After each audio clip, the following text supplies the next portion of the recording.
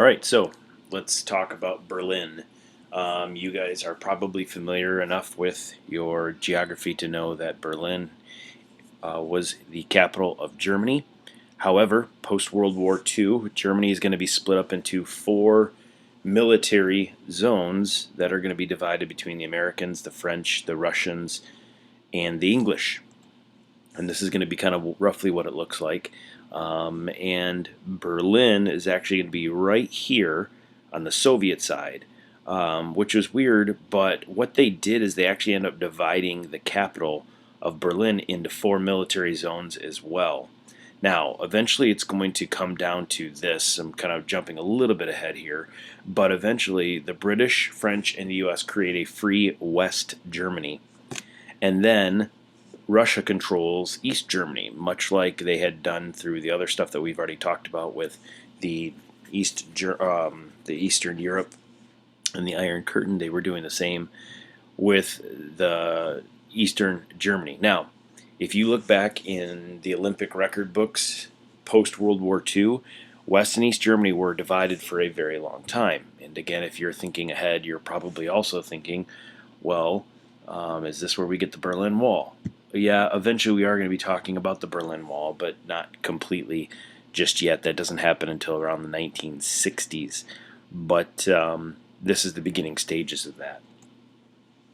Berlin itself was also divided up. They did that because it was an important capital city.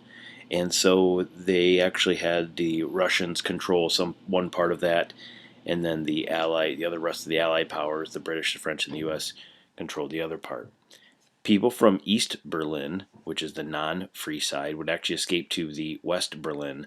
The free side I sometimes refer to as the East Berlin was the no fun side, and they would escape to the West Berlin, the fun side. And obviously that's discouraging for the Soviets because, well, that's the side that they were in charge of, the no fun side. And so another picture here, this would be kind of a little bit of what Berlin would look like here. If you're kind of looking at this one, this is don't worry too much about that. We'll talk about the corridors, air corridors, in just a second. But this is what Berlin would have looked like, where Germany's controlling, or Russia's controlling this side of things, and the French are controlling this, the British, and then the Americans. And this would be symbolic of what was going on. Now, it seems weird because it's on the other side. It's in this mainly Soviet territory, so it created problems. And a lot of times people would cross over these borders from the fun side over here, the non-fun side over here, and they'd go to the fun side. And that's what this is going to look like here as far as Germany goes. Now, Stalin decided he was going to blockade all of Berlin, meaning nothing comes in, nothing goes out. He's irritated that the Americans and the British and the French are getting people to leave his side of Berlin and his side of Germany. And the U.S. sent relief for a year to these individuals called the Berlin Airlift.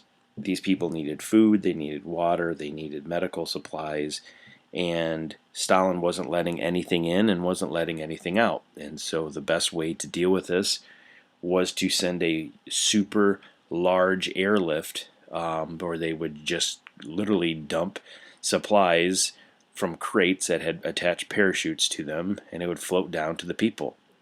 Now, in order to stop this, the only way you could is if you actually just started shooting down these airplanes, and he really didn't want to do that. Stalin didn't want to.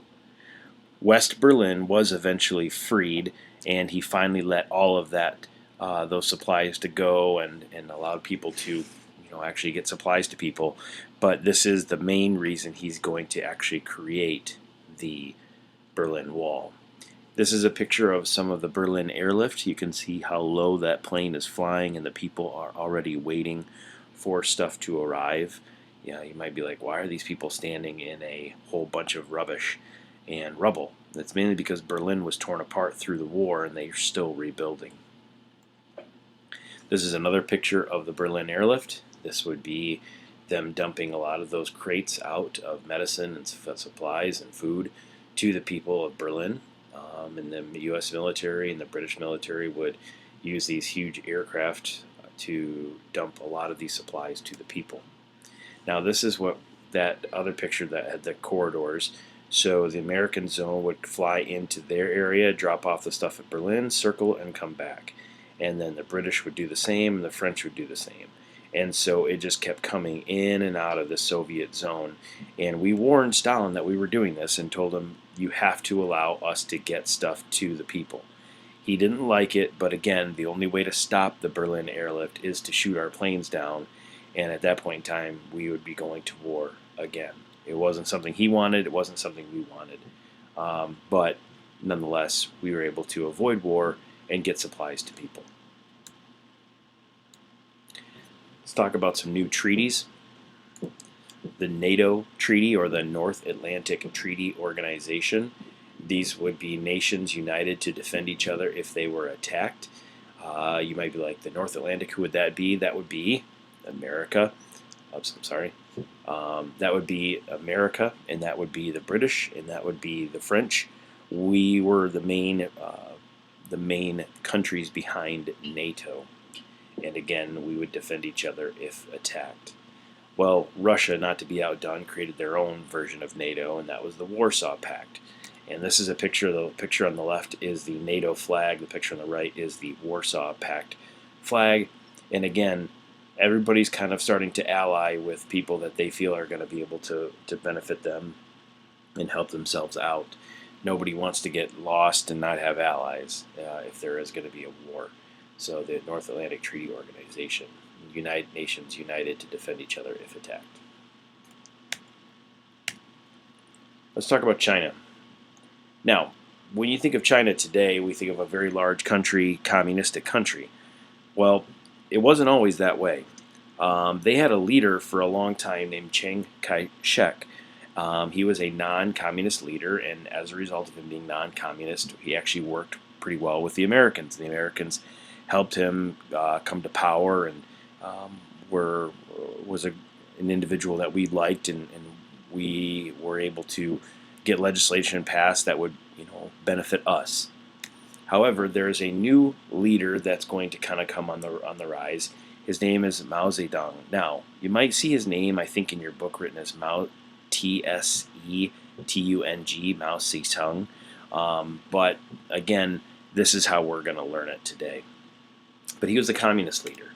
And the U.S. supported Shek, but he was overrun by Mao. Chiang Kai-shek was kicked out as leader of China. And as a result of him getting kicked out as leader of China, China becomes a communist, which is a big concern for Americans. Now, let me ask you this. Why is China becoming a communist country a big concern for Americans? I'll let you guys answer it. I'm giving you about another 5 seconds. 5, 4, 3, 2, 1. Well, think of it like this. Now you have Russia, who's a large communist country, and then you have the second largest country, or a very large country in China that's going to become communist as well. Those are two big countries that have a ton of influence in Asia that are going to be communist. And also, remember our theory, what is our policy when it comes to communism? It's containment. And as a result, we are not containing communism. And so this is a picture, Chiang Kai-shek on the left and Mao Zedong on the right. But as China becomes a communist, it is going to be a big concern for Americans. However, we actually don't really have hardly any conflicts with the Chinese for a really long time. And we had a better relationship with them than we did the Russians. Obviously, our relationship kind of comes and goes depending on whoever the president would be. But nonetheless, China is a communist country, and we have another big country that just fell to the communistic belief system. So let's talk about communism in America, specifically going and focusing on politics. The American Communist Party was actually trying to nominate several people in office. You have to understand that you weren't technically allowed to do that. You weren't really going to be able to allow yourself to run for president because, well, you have completely different Democrat or ideals than our democracy would hold to if you are a communist. And so the American Communist Party was trying to nominate several people for office. And federal employees were actually being questioned about being communist.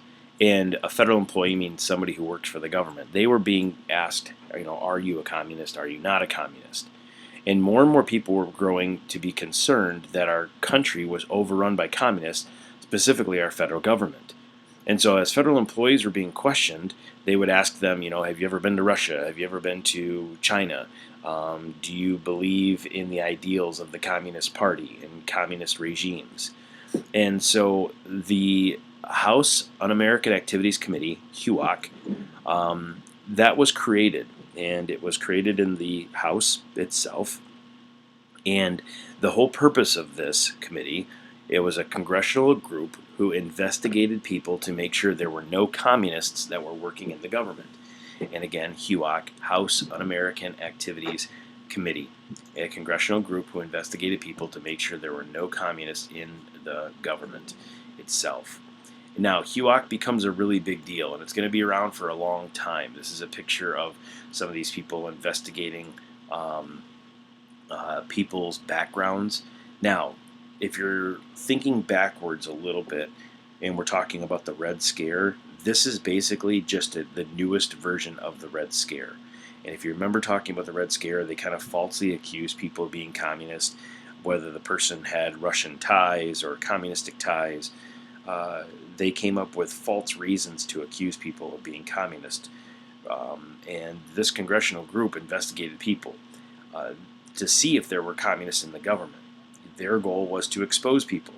Unfortunately, they didn't really find too many people in the government were communists, but they did find other dirt on people that they probably weren't supposed to find in the first place.